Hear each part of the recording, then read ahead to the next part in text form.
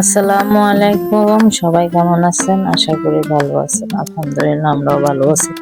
তো আজকে আমি রান্না করবো এখানে মুগ ডাল এগুলো আমি শুকনো পাতিলের মধ্যে দিয়ে একটু ভাজে দেবো। এটার গান বাইর হওয়া পর্যন্ত ভাজতে থামো, এটা ভাজি লয়ে আগে। এটা প্রায় হয়ে গেছে, এটা নামা করে ডিমো করে এমনিতে দিয়ে দিয়েছি সর্ষের তেল দিয়ে এটার মধ্যে পেঁয়াজ কুচি দিতাম। পেঁয়াজ কুচি এখানে গোলা লালু, তারপরে এক এক করে মশলা দিন।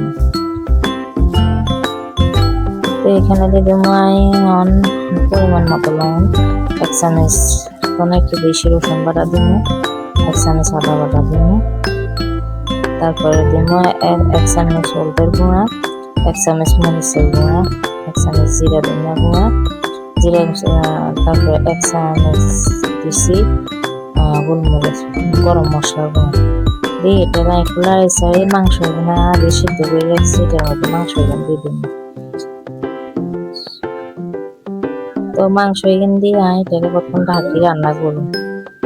এতো ঢাকি প্রথম রান্না করছি, এবার এগুলো উড়ালাম, উড়ে মধ্যে জল দিয়ে দিন। তেজপাতা দিনও প্রথমে, এখন তেজপাতা দিয়ে দিয়েছি, একটু জল দিয়ে দিয়েছি, দিই এটা ঢাকি আর একখানা কষাবো।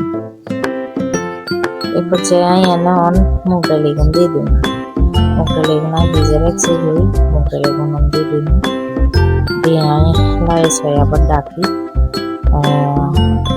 10 মিনিট রান্না করো। এই তো দেখতে পাচ্ছেন 10 মিনিট পরে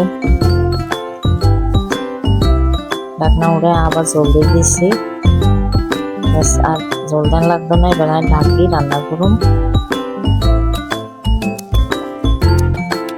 লাড়ি ছাড়ি দিয়ে আবার ঢাকনা খুলি, আবার ঢাকনা লাগাই দিচ্ছি।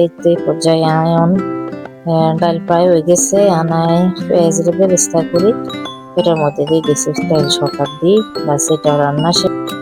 তো আজকের মতো সবাইকে ধন্যবাদ, আল্লাহ হাফেজ।